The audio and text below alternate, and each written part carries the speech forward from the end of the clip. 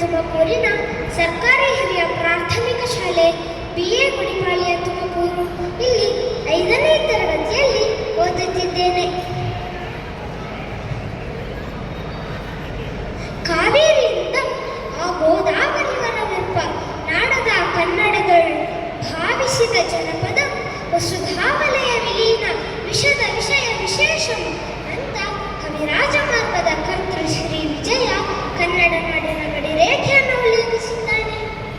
ಕಮ್ಮಿತ್ತು ನಾಡು, ಕಪ್ಪು ಮಣ್ಣಿನ ನಾಡು, ಕರುನಾಡು, ಶ್ರೀಗಂಧದ ಬೀಡು, ಕರ್ನಾಟಕ ಎಂದೆಲ್ಲ ಕರೆಸಿಕೊಂಡಿರುವ ನನ್ನ ತಾಯ್ನೆಲ ಇಂದು 1,91,791 ಚದರ ಕಿಲೋಮೀಟರ್ ವಿಸ್ತೀರ್ಣವನ್ನು ಹೊಂದಿದೆ.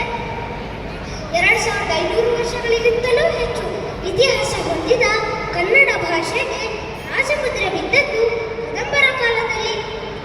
ಸಂಸ್ಕೃತವನ್ನು ಜೊತೆಗಿಟ್ಟುಕೊಂಡೇ ಕನ್ನಡವನ್ನು ಮುನ್ನೆಲೆಗೆ ತಂದವ ಕದಂಬ ವಂಶ ಸ್ಥಾಪಕನಾದ ಅಚ್ಚ ಕನ್ನಡದ ಮೊದಲ ದೊರೆ ಮಯೂರವರ್ಮ.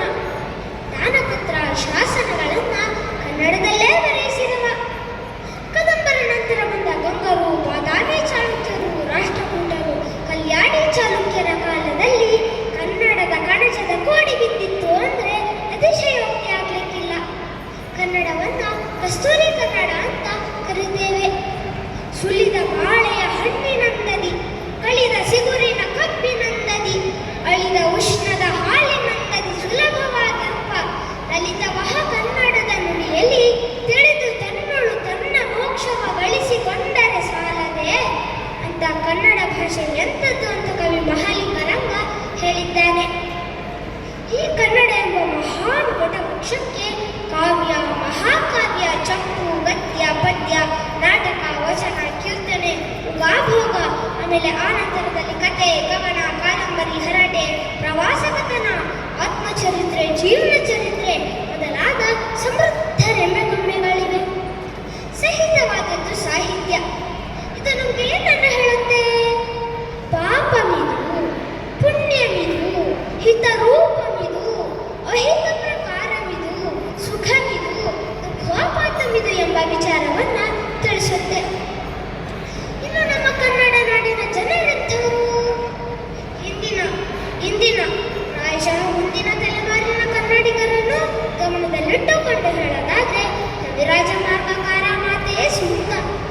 ಪದನರಿದು ನುಡಿಯಲು, ನುಡಿದುದನರಿದಾರೆಯಲು ಆರ್ಪರ್ ಆನಾಡವರ್ಗಳ್ ಚದುರರ್ ಸತ್ಯಂ ಕುರಿತೋದೆದೆಂ ಕಾವ್ಯ ಪ್ರಯೋಗ ಪರಿಣತಮತಿಗಳ್ ಸುಭಟರ್ಗಳ್ ಕವಿಗಳ್ ಸುಪ್ರಭುಗಳ್ ವಿವೇಕಿಗಳ್ ಅಭಿಮಾನಿಗಳ್ ಅತ್ಯುಗ್ರರ್. ಆಹಾ, ಈ ಎಲ್ಲ ಗುಣಗಳಿಂದಾಗಿ ಇಂದು ಪ್ರಪಂಚದ ಎಲ್ಲ ದೇಶಗಳಲ್ಲಿ ಅಷ್ಟೇ ಅಲ್ಲ ಎಲ್ಲ ರಂಗಗಳಲ್ಲಿ ಕನ್ನಡಿಗರು ಕಂಗೊಳಿಸ್ತಾ ಇದ್ದಾರೆ.